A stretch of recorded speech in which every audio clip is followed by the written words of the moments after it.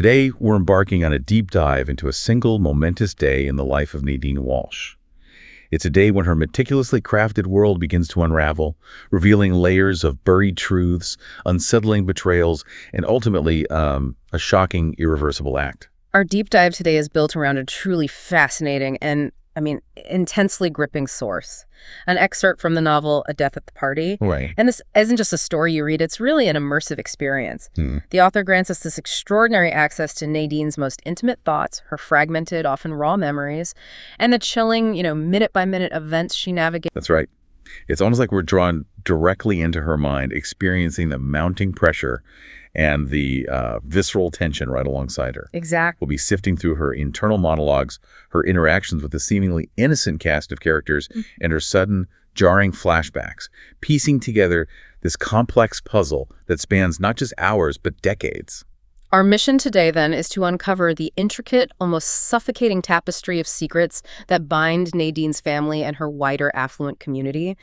We'll explore how past traumas echo relentlessly and, deformingly in the present, how desperate, even extreme measures are taken to protect loved ones or perhaps protect oneself. Or oneself, right. And how the relentless, almost obsessive pursuit of control can lead to irreversible, truly shocking choices.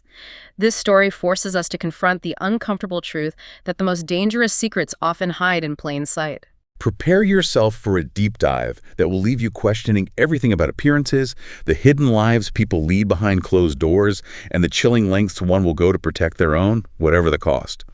Okay, let's unpack this right from the very beginning, because our source material doesn't ease you in. It throws you straight into the deep end, head first. It really does. We find Nadine, our protagonist, not in the midst of a glamorous party, but in like a utilitarian basement bathroom where she's just made a chilling, horrifying discovery. Yeah. A body. It's an incredibly visceral and disorienting opening, designed to immediately shock and anchor you, the writer, in Nadine's fractured reality. Yeah. Her immediate reactions are profoundly contradictory, almost as if her psyche is tearing itself in two. She first utters, "You did this," as if accusing the victim or some unseen external force for this horrific tableau. Right.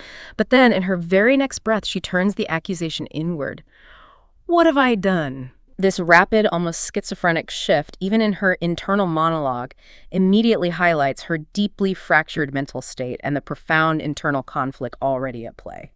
It's like she can't decide. Exactly. It's as if her mind is trying to simultaneously process both the unthinkable act and its devastating implications, unable to settle on a single, coherent truth. It immediately blurs the lines of culpability, suggesting that the truth of her actions might be far more complex than simple intent. And what's truly unnerving, even chilling, is her almost inhuman composure amidst this absolute chaos. Oh, completely. Her heart is hammering wild in her chest. She feels dizzy. Her mouth burns with bile from sheer terror. Yet her focus immediately snaps to regaining some semblance of order. She uses an old comb for her hair, meticulously checks her perfect lipstick. It's this almost robotic, detached adherence to outward presentation, to the ritual of self-maintenance, even in the face of absolute horror, that truly sets the tone for her character. Yeah, it's not just vanity, is it? It's like she's trying to regain control over the situation by controlling her appearance. Yes, it's a desperate, almost superstitious attempt to exert control, as if by maintaining her outer facade, she can somehow prevent the internal and external realities from completely unraveling. It's a masterful display of compartmentalization, a psychological defense mechanism where one isolates conflicting thoughts or emotions to manage extreme stress. She's literally sectioning off the horror in the basement from the hostess she needs to be upstairs, a skill honed over decades of burying truths. The contrast here is utterly stark, almost unbearable. You have the muffled, celebratory sounds of a party in full swing upstairs, footsteps muffled overhead, music an indistinct hum. Right, the everyday sounds. While Nadine is trapped in this isolated, silent nightmare below. This profound auditory and atmospheric dichotomy emphasizes her absolute solitude in this horrific moment. No one knows. No one suspects. The party is a vibrant, living thing, oblivious to the death that literally lies beneath it. And then comes the truly unexpected, heart-stopping twist. The victim stirs. Oh, God, yeah. A gurgling gasp, a frantic movement. He's not dead. Yes. A hand, pale and desperate, grips her leg. The eyes shoot open, wide and frantic, gasping for air. And Nadine's reaction. It's not relief. It's not fear for the victim's life, but a cold, burning rage. Just pure rage. Why isn't he dead yet? He needs to die.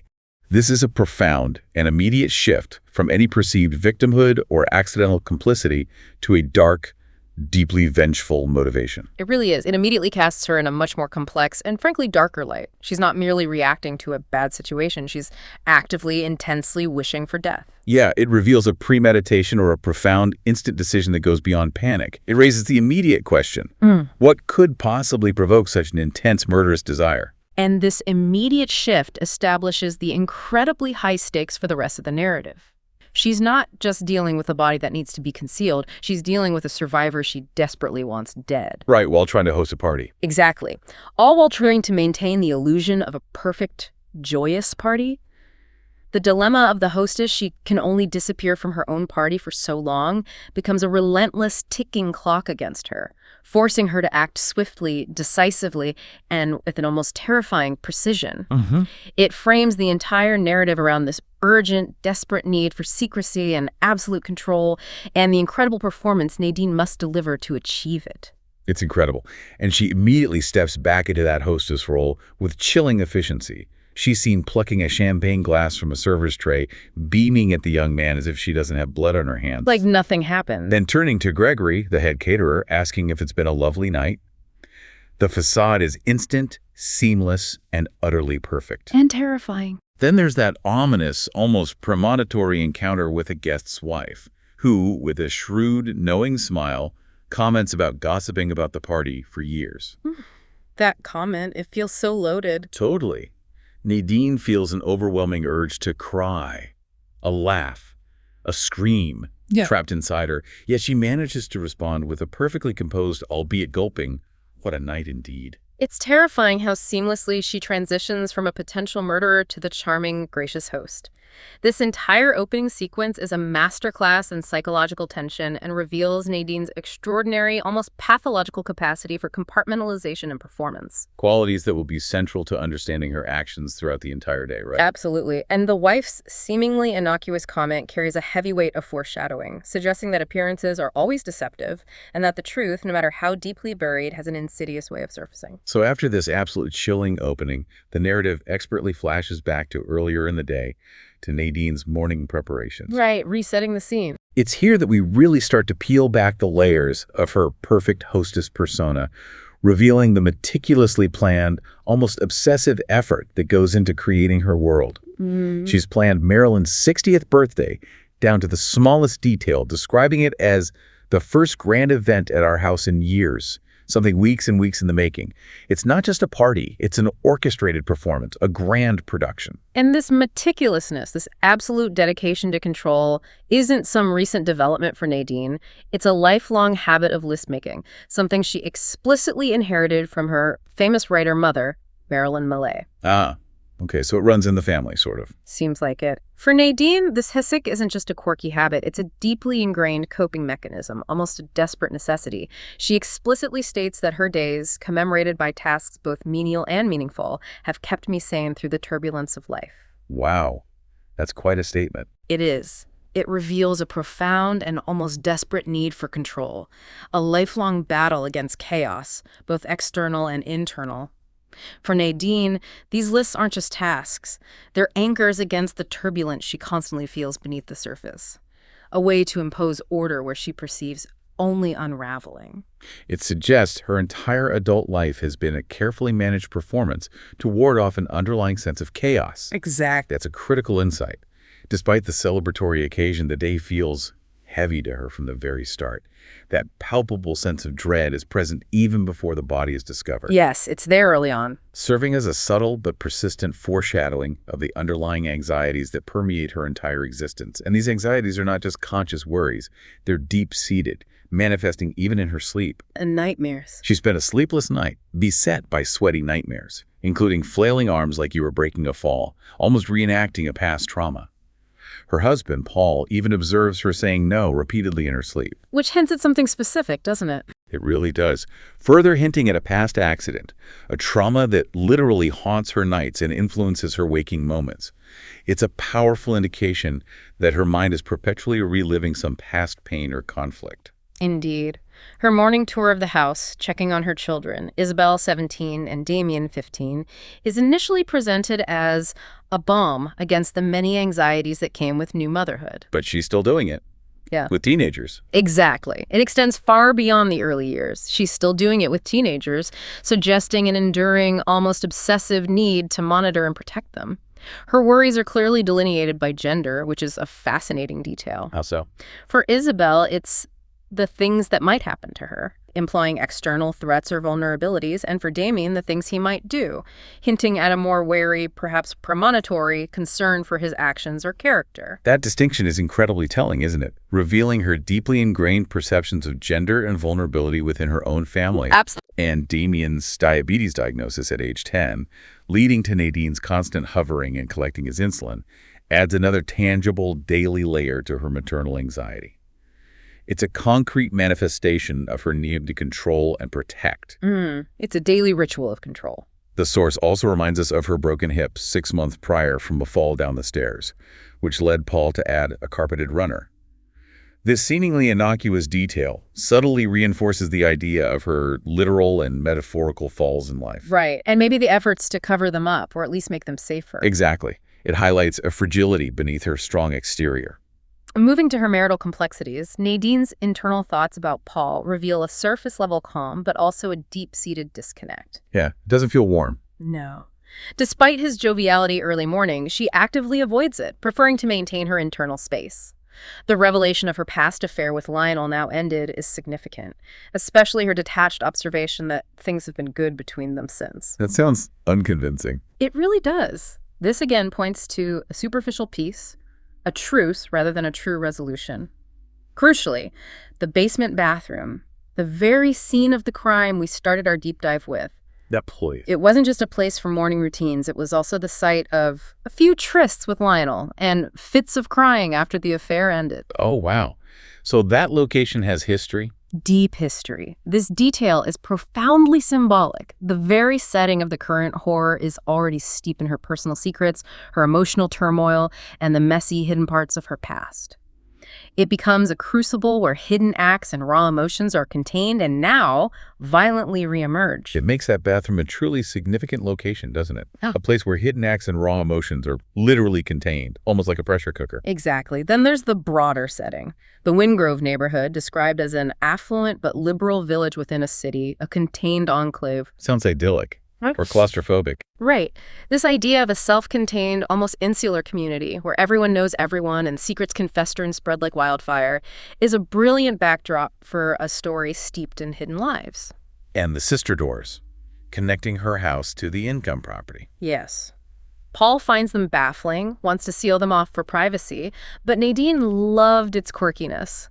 This physical connection to her neighbor's home symbolizes her fascination with blurred boundaries, with the interwoven nature of lives. And maybe the hidden things Paul doesn't want to see. Precisely. She's drawn to the interconnectedness and potential for secrets that these doors represent. And it's in this seemingly idyllic yet insular setting that Nadine has early morning encounters, like with the mysterious elderly man, Seymour Dunphy. And her reaction to him is immediate. Yeah, Nadine immediately exhibits a profound, almost visceral dislike for Seymour, Paul's law partner and lifelong friend, calling him spineless, insensitive, and recalling his past cheating on his wife, Sherry. This personal animosity, even towards a family friend, underscores Nadine's sharp judgments, her selective loyalties, and her intense moral code, which we'll see guide her later actions. It's deeper than just dislike. It's a profound moral condemnation. It truly is. And the source quickly introduces us to an even deeper layer of tragedy connected to Seymour, the fate of River Dunphy, Seymour's daughter, and Isabel's best friend. Who is in a coma after an overdose. Yes, and Isabel found her. Nadine's purest empathy is reserved for Sherry, River's devastated mother. But what's striking, and perhaps chilling, is Nadine's internal anger, not sadness, about River's overdose and Isabel's traumatic experience. Anger, not sadness. That's telling. Very. She even questions Isabel's effusive displays of grief and concern, are they benevolent or cunning? This last thought is particularly jarring, revealing a cynical and deeply suspicious streak even towards her own daughter. Wow. It speaks to a deep-seated paranoia about appearances and underlying motives, suggesting that Nadine's own life experiences have conditioned her to view even genuine emotion with suspicion. This foundation for her later, More extreme actions, where she distrusts those closest to her and believes she must manipulate events, is already firmly being laid here. Absolutely, it's all building. As we continue our deep dive and unearth the past, we see how deeply Nadine is haunted by lingering ghosts from her childhood, especially that of Colleen Fitzgerald. Colleen. The core trauma. Exactly. This isn't just a memory. This is the core trauma that has defined Nadine's life. 30 years ago, Colleen, Nadine's aunt, and Marilyn's younger sister, died at 15 on Marilyn's 30th birthday. A 10-year-old Nadine found her body. This event is truly foundational to understanding Nadine's adult psyche and her motivations. She has an intense fixation on Colleen, a profound, almost compulsive need to dig for more information, constantly replaying small and fleeting memories. It's not just grief then, it's more like obsession. Yes, an active, consuming obsession, a wound that refuses to heal. In stark contrast, Marilyn, her mother, exhibits deep discomfort with the topic, almost a visceral aversion. She consistently urges Nadine to not focus on that right now, to let it go, emphasizing that Nadine can't focus on these two things at once. So a real clash there. Marilyn wants to bury it, Nadine wants to dig it up. Exactly. It creates a clear generational divide in how they process and compartmentalize trauma. It's a classic example of how unresolved trauma can become an active, consuming force in an individual's life. And Nadine clings to those fragmented childhood memories with Colleen, almost as if they're clues to a puzzle. Hiding in the attic, playing in fields, Colleen's mixed affection, calling her dumb niece, then favorite niece. That emotional inconsistency seems key, doesn't it? Leaving a lasting, confusing impression. Definitely. There's also the significant barn incident where Colleen dared Nadine to jump, leading to Nadine breaking her wrist. Her grandfather's anger was directed not at Nadine, but at Colleen for her recklessness. That specific memory, tied to a physical injury and an act of perceived betrayal, powerfully foreshadows the later events in the barn and how vulnerability and trust are intertwined with danger and manipulation. It's a deeply ingrained memory of being dared, injured, and of a boundary being crossed. The source material consistently ties Nadine's present anxieties and obsessions back to this childhood trauma. It's not just a passive memory. It's an active, festering wound that colors her perceptions and drives her actions. Which is why she feels compelled to visit the grave. Precisely. This long-standing, inexplicable ache is exactly why she makes the decision to visit Colleen's grave, despite Marilyn's explicit wishes. It's an almost magnetic pull, drawing her back to the source of her deepest pain, compelled by need for answers she hasn't yet found. And at the cemetery, a truly stunning, almost cinematic revelation about the fateful connection between their families emerges. This part is wild. We learn that Paul's family owned a hobby farm right next to Nadine's grandparents' farm in Terraville. Seymour's family also had a place nearby. Paul's parents even leased their fields to Nadine's grandfather. It sounds like something out of a romantic movie, right? A sweet, nostalgic meet-cute that predates their own relationship. Totally. But that's not how Nadine sees it. Absolutely not. And that's precisely how Paul frames it, seeing it as a meaningful childhood connection, even a meet-cute that would be toasted at a wedding. But for Nadine, she internally, vehemently refuses to frame it as anything but tragedy. Wow. It highlights her singular, almost predetermined interpretation of events, forever linking their families through Colleen's death rather than a shared positive history. Her perception is so heavily weighted by trauma that she cannot see the innocence in a connection that for others might be charming. And what's more, we discover Paul had a shoebox full of old articles about Colleen's death. A shoebox? Yes, given to Nadine as a surprise, but kept secret for years, with Nadine written on it. This suggests Paul had his own hidden archive of this family trauma, perhaps an attempt to connect with Nadine on a deeper level. Did it backfire? Seems like it. It only added to her sense of secrets and buried truths, making her question what else he might be hiding. It speaks to a certain naivete on Paul's part, believing this would be a comforting gesture rather than a deepening of her obsession. Moving into more entangled relationships, the echoes of Nadine's past affair with Lionel continue to reverberate, proving that even ended secrets leave ripples. They always do, don't they? She visits Zachary, the caterer, who she notes can keep a secret, about seeing Nadine and Lionel together in a hotel lobby during their affair. So she already has allies in secrecy. Right. This shows Nadine's existing, almost shadowy network of confidants, or perhaps co-conspirators in her secrets, a readiness to use others to maintain her carefully constructed facade.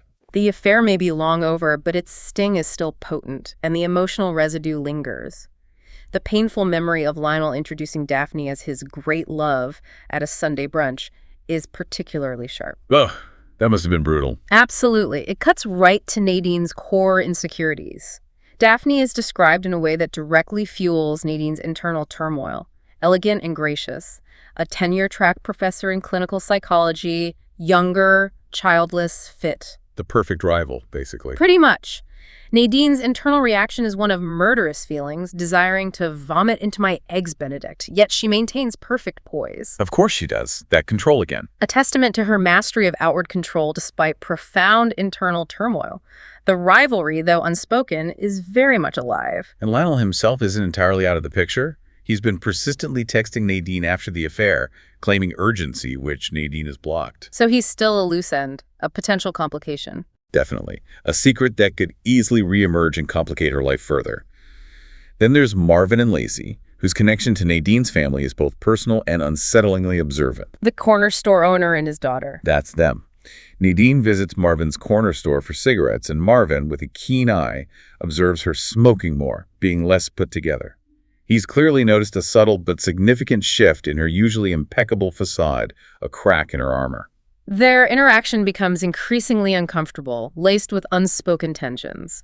The New Year's Eve incident, where Nadine caught Lacey, Marvin's daughter, and Damien, Nadine's son, in Damien's bedroom, partially undressed. Awkward. And a violation of Nadine's control. Exactly. A transgression against her deeply held need for control over her children's lives.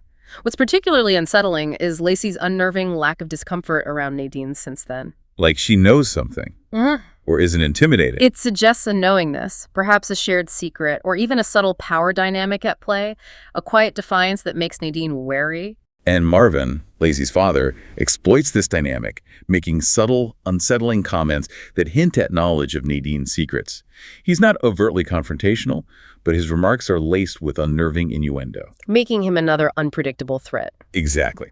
But perhaps the most pressing immediate external threat comes from Julian Simone, the relentless journalist. The journalist. Always trouble. Daphne reveals Julian ambushed Lionel to question him about Marilyn's past, specifically their childhood connection in Terraville. This connection keeps circling back to the original trauma, showing how inextricably linked everything is. Daphne's strong protective feelings for Marilyn, whom she sees as a treasure, are interesting, especially given Julian's history of publishing unflattering articles, like one about Marilyn as a men's club hostess. So Daphne aligns with Nadine on this, protecting Marilyn. It seems so. Despite being Lionel's new wife and a potential rival to Nadine, she aligns with Nadine in protecting Marilyn's image. However, Julian Simone is relentless. He calls Nadine directly, stating ominously, "Something's come up. Something of interest to you, I'm sure." It's chilling. And then pressures her to meet, hinting at information he possesses that could be devastating. And this leads to an utterly shocking admission from Nadine to Paul. She paid Julian Simone $1 million through a lawyer to bury stories about Marilyn. $1 million. This was a non-disclosure contract, which Julian is now violating. This reveals the immense, almost staggering lengths Nadine goes to control narratives and protect her family's image at a staggering personal cost. It shows she's been actively engaged in this elaborate, expensive cover-up for a while, constantly buying silence. It also starkly highlights the fragility of her control and the illusion of permanent solutions. Right. The money didn't guarantee silence forever. Exactly. Despite the significant financial investment, $1 million is no small sum. Julian is back, meaning the past is once again threatening to break through, underscoring that money alone can't bury the truth indefinitely. The past, for Nadine, is not dead, it's merely resting. And the truth about Teddy and Colleen is perhaps the most explosive revelation yet, a crucial turning point that ignites Nadine's deepest impulses. Teddy, the tenant. Yes. Teddy Rosen, their quirky, somewhat inept tenant, makes a surprising visit to Nadine for help with his laundry, hilariously revealing his rather comical lack of domestic skills. Okay, so a bit of light relief. For a second. But in this mundane, almost charming interaction, he casually drops a bombshell that shatters Nadine's world. He mentions that Seymour had a real thing for her little sister way back when and used to make all kinds of excuses to go visit her. Okay, that connects Seymour to Colleen romantically. Interesting. But then Teddy delivers the true, devastating shocker. With a chilling casualness, he mentions Colleen was troubled, a junkie, always asking for freebies. meaning drugs or money. Oh, no. And then, with a horrifying bluntness, asks, do you know how many boys she fucked for money, explicitly stating, including himself? Oh my God, right there. That's the moment the past fully crashes into the present with the force of a freight train. Teddy's utterly flippant, casual delivery of this devastating information about a deceased teenager, a core trauma for Nadine, is incredibly impactful. Almost sadistic in its thoughtlessness. Completely. What's also notable and crucial for Nadine is that Teddy, despite his callousness, acknowledges Nadine's trauma by saying, "My God, what a trauma." That's the first time anyone said that to her. The very first time anyone has used that word with Nadine, giving her a profound sense of validation for her decades-long internal struggle, a recognition that she has carried a significant burden.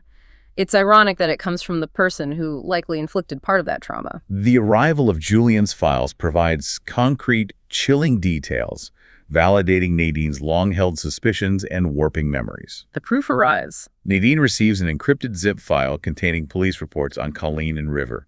Colleen's file reveals entries like, deceased located at approximately 4:45 a.m. by Nadine Millay, 10. Child seemed in good spirits and able to answer basic questions at investigation site. But that contradicts her memory, right, of being distraught. Exactly. It directly contradicts Nadine's own memory, indicating a suppressed or altered memory from childhood, perhaps a protective mechanism, or a deliberate distortion on her part. It forces you to question her own recollection of events. The coroner's summary for Colleen is even more disturbing and complex. It notes high levels of alcohol and some kind of narcotic, bruising on shoulder and wrist and hip, injury to the neck conducive to a fall from upper level of the barn. Bruising and sexual activity. Yes, and most damningly, evidence of recent sexual activity. Yet the official cause of death is definitively rule: fall, accidental. That doesn't add up at all. Not remotely. This information, presented as factual, paints a very different, far more sinister picture of Colleen's death than a simple accident. The mentions of sexual activity and narcotics, combined with the accidental ruling, create a huge, inescapable shadow of doubt, especially in Nadine's mind. It screams cover-up. The interviews conducted include Seymour Dunphy and Lionel Robinson, described as a friend, both of whom corroborated their alibis for Colleen's death. Notably, there's no mention of Paul in these official reports. Interesting omission. Or maybe he wasn't involved then. Hard to say for sure from this. And Nadine's own interview summary notes her child unable to remember seeing deceased at party. Child indicates no signs of trouble leading up to the day, highlighting her childhood omissions, the very lies she told. So she lied back then to protect Colleen or herself? Probably both. This confirms her unreliability as a narrator of her own past, a chilling detail given her present state and the violent path she's now on. It's a fascinating look at how trauma can warp memory and how the official record can be a carefully constructed deception. And with these files, Nadine's own fragmented, suppressed memories finally coalesce. Her memory of Colleen's state in the barn-vacant eyes, shirt half unbuttoned, and seeing a black Jeep with no doors leaving. The Jeep. That becomes important. Crucial. Followed by Colleen's desperate plea, "You won't tell anyone, will you?" And Nadine's solemn promise all come flooding back to her now, confirming a deeper, darker narrative than the official report suggests. This puts her childhood promise at the heart of her continued silence, her decades-long obsession, and her ultimate act of revenge. She was a witness, and she kept her secret. The second file, concerning River's overdose, reveals yet another layer of interconnected secrets. It contains emails related to a video filmed by Marilyn Millay's granddaughter. Isabel's video. Yes. Margot is seen with Nadine as she discovers this, confirming that Lacey had the video and Julian likely got it from Marvin. This immediately brings the past and present into a horrifying, almost symmetrical parallel. Showing a pattern of hidden transgressions among the younger generation, mirroring the older one. I like that. And when Nadine confronts Isabel using a half-truth about Marvin as the source, always calculating Isabel confesses the full, uncomfortable truth. What was the truth? She filmed River doing a striptease in a dirty old man routine, impersonating Teddy while drunk. River freaked out, and Isabel, in a moment of panic, deleted it. Had someone saved it? But Damien, her conniving younger brother, secretly texted it to himself, and then, with typical teenage recklessness, showed Lacey. The circle of secrets, connections, and betrayals is now fully complete, linking the old trauma to the new. Wow. And Isabel confirms River was questioned by the police for escorting, but dismissed as a joke. All these hidden connections, from the original trauma to the current crisis, now become horrifically clear to Nadine, solidifying her resolve. And this torrent of new information, particularly the details about River's video and Colleen's true story, fuels Nadine's anger. Not just at Marvin for linking the video, but significantly at her mother, Marilyn. For the deception about Colleen's parentage. Yes.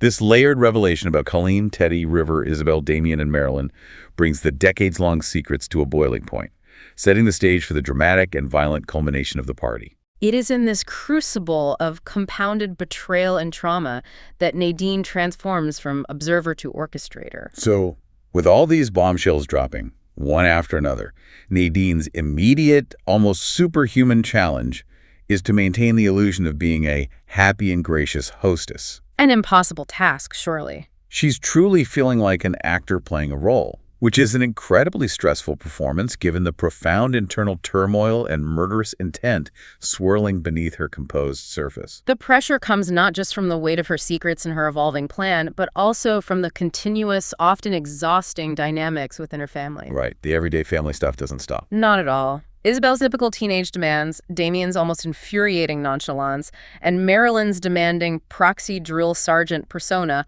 all add to her burden, pulling at her attention. Even Paul. Even Paul, her ostensibly supportive husband, unwittingly supports the unionized children against Nadine's attempts at order, which only exacerbates her feeling of being utterly alone and holding everything together. It's a constant, low-level domestic war that wears her down. It truly is a constant low-level war at home, masked by the celebratory facade. We also see Nadine's continued, almost ritualistic mothering of Damien, meticulously injecting his insulin herself. That connection to her grandfather. Yes, a tender, almost sacred ritual that explicitly reminds her of her diabetic grandfather.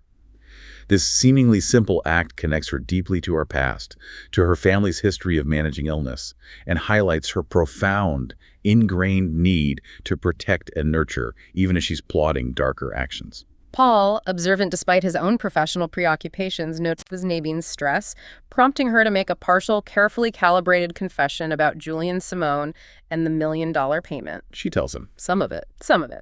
Paul's lawyerly steadiness offers a source of calm and pragmatic advice, but it's also a point of frustration for Nadine, who internally believes she holds everything together, affording Paul the luxury of being spared the grind. She thinks he can't handle it, or doesn't deserve to know. Both, perhaps. This belief that she alone bears the true weight of their lives, and that he cannot handle the full truth, is a core part of her identity and her justification for her extreme actions. She sees herself as the necessary unseen force keeping their world from collapsing.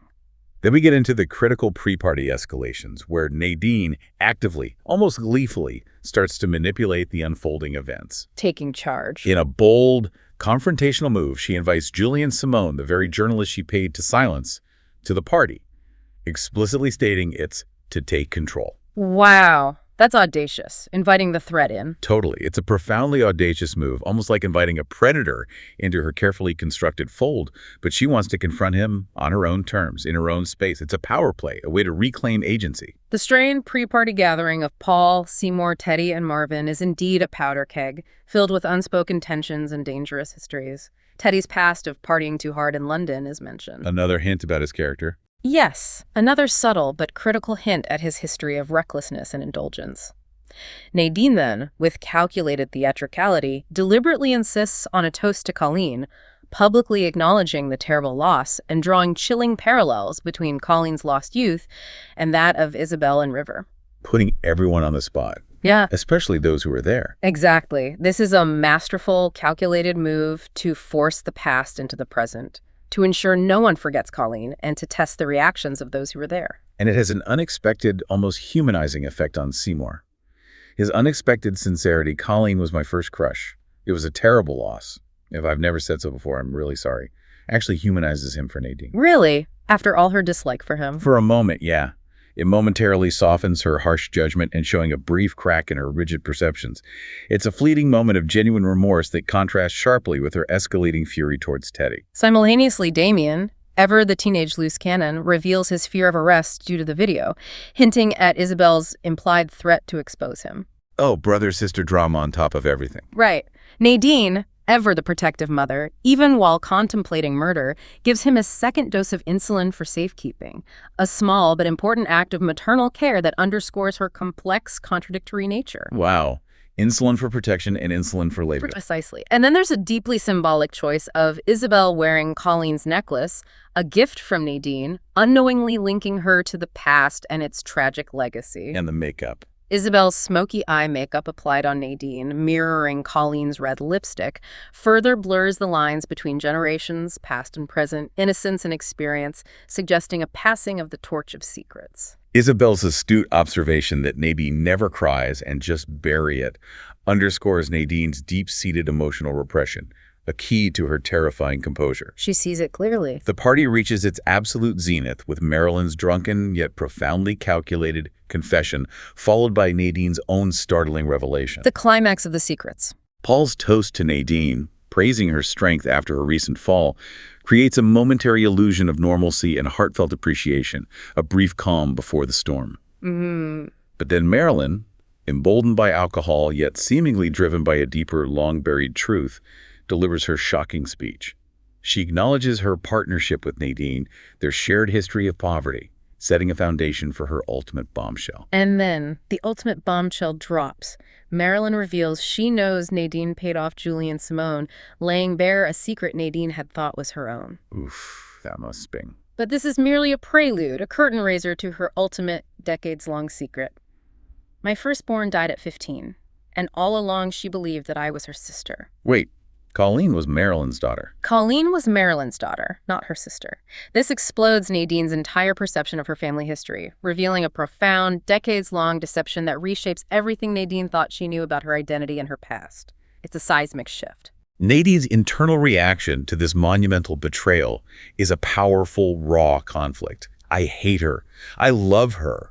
This raw mix of betrayal, rage, and enduring familial affection is so deeply, painfully human. But she recovers quickly. Instantly. Despite the emotional earthquake, she immediately takes control of the situation with chilling composure, declaring that Marilyn is Marilyn Millay, invoking her public persona, and states she'll never live this down. Yes, she will. Already managing the fallout, protecting the image. Exactly. This shows her incredible capacity to quickly process and reframe, to protect the family's image, to manage the narrative, even in the face of such a devastating personal truth.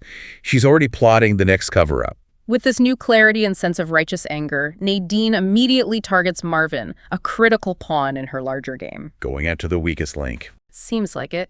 She implies a devastating knowledge of his ex-wife's affair and Lacey's video of River, wielding these secrets like weapons. She then unleashes a chilling, almost predatory threat, warning him about Paul's predator legal style and explicitly threatening war if he doesn't immediately delete the video and keep silent about her family's affairs. And he's scared.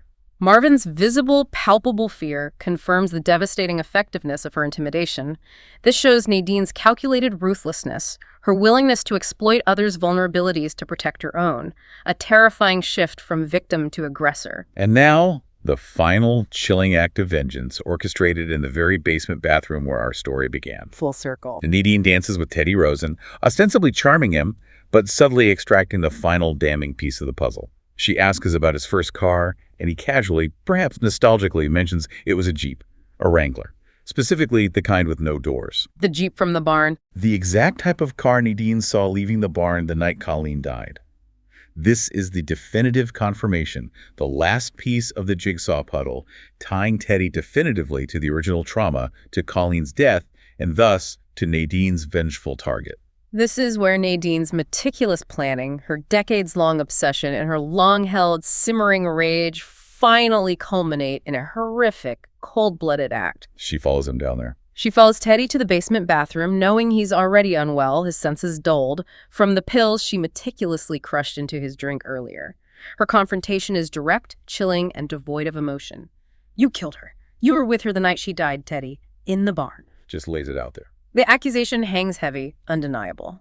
Teddy's initial weak denial quickly devolves into ugly, desperate counter-accusations against Colleen, a final, despicable attempt to smear her name. He calls her a piece of work, a junkie, always asking for freebies. Do you know how many boys she fucked for money? Oh, that's vile. That pushes her over the edge. Completely. This utterly reprehensible portrayal of a deceased teenager only fuels Nadine's white-hot rage. As Teddy, in his drug-addled state, lunges pathetically, Nadine, with chilling composure and surgical precision, retrieves Damien's insulin syringe from her pocket. The insulin again. The very tool of protection for her son, and with a terrifying resolve, plunges it into Teddy, injecting him with a lethal dose. Oh my God. The physical decline is rapid and brutally effective. His breath comes in hiccups now. He slides down the tub until he's lying on the floor. Nadine's final observation of her handiwork is cold, utterly detached, and calculating. My lipstick isn't even smudged. Not even smudged. Wow. She then confirms he has no pulse, a definitive, irreversible act of murder. This scene is at the dark, cold heart of the novel, revealing Nadine's profound, almost clinical capacity for violence, fueled by decades of buried trauma and a fierce, twisted sense of justice. It's a moment of chilling, absolute control. In the immediate aftermath of this shocking, violent act, Nadine's ability to maintain the illusion, to step back into her public role, is truly terrifying. Back to hostess mode, instantly. Back upstairs, her performance is seamless, unblemished by the horror she just orchestrated. She is a hostess with many guests to tend to, exchanging her empty champagne flute for a fresh one, smiling, making jokes. All while the body is downstairs. Her poise is absolute, almost a work of art. Paul then returns, clearly searching for Nadine, his brow furrowed, his frown signaling that he has found Teddy's body. He found him. Nadine, knowing her husband intimately, anticipates his actions, knowing he'll check his gut with his wife before making the fateful call to 911. She knows he'll come to her first. This reveals the deep, unspoken understanding and chilling complicity in their marriage, a dynamic where Nadine takes the lead in managing the crisis, and Paul, though perhaps shocked, will follow her lead. They will face this and manage this together, sharing the burden of this new, terrible secret. Daphne and Lionel's departure also highlights this theme of maintaining appearances. Daphne, in an unexpected gesture, embraces Nadine, claiming they are friends now, a surprising olive branch. Friends now, after everything. Right. Nadine, despite her internal disdain and the fresh murder on her conscience, feigns reciprocal warmth, maintaining the facade of cordiality.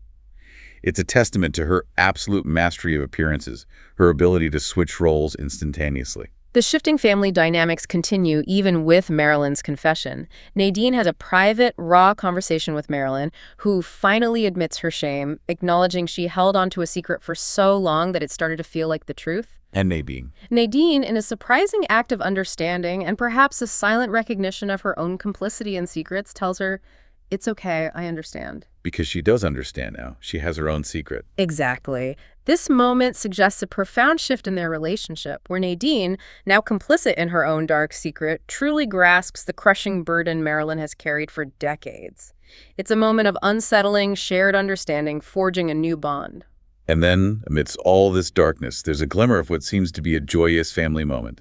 Margot, Isabel, and Marilyn celebrate a good sign for River. Good news about River, or the video. It's implied to be positive news, perhaps about the video being contained, or even River's recovery from her coma. This small moment of hope and unity for the rest of the family contrasts sharply with Nadine's internal reality, the darkness she now embodies. Nadine's final decision, as Paul approaches, ready to share the bad news about Teddy and call the authorities, is profoundly symbolic. What does she do? She sets down her champagne, definitively choosing her path, and joins Isabel, Margot, and Marilyn in their embrace, putting her hand to her chest to mimic River. Mimic River. What does that signify? This act is a powerful symbol of her ultimate protection of her family, a silent vow to become the guardian of their secrets, and her absorption into their collective complicity. She has eliminated the threat, bound herself to their fate, and fully stepped into her role as the silent, dangerous protector. Ensuring the cycle of protecting secrets, even through extreme measures, has continued. The party ends, but the true consequences are just beginning to unfold. So we've witnessed a single day utterly transformed by the crushing weight of decades of secrets.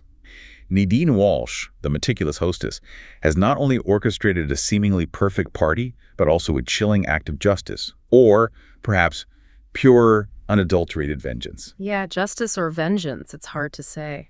Her carefully constructed facade hides a profound capacity for manipulation and an unwavering will to protect her loved ones, even by committing the unspeakable. In a world constantly overwhelmed by information, Nadine starkly chose what truths to bury and what to expose, who to protect and who to eliminate. It raises a fascinating and deeply unsettling question for all of us. Does the act of holding on to secrets for so long, whether for shame, for protection, or for self-preservation, inevitably lead to their explosive, often violent unraveling? And when those secrets finally emerge, shattering carefully constructed realities, is their exposure truly a liberation for those involved? Or does it simply create new burdens, new forms of complicity, and new layers of deceit that bind us even more tightly to the past? That's a heavy question. What does this tell us about the lengths people will go to control their narrative, and the narratives of those they love, and what happens when that control slips, even for a moment? This story leaves us with so many layers to consider about the nature of truth, the malleability of memory, and the powerful, sometimes destructively corrosive bonds of family. It compels us to look beyond the surface, to question what might be hidden beneath the most polished exteriors. We invite you to keep thinking about these unsettling questions long after this deep dive ends.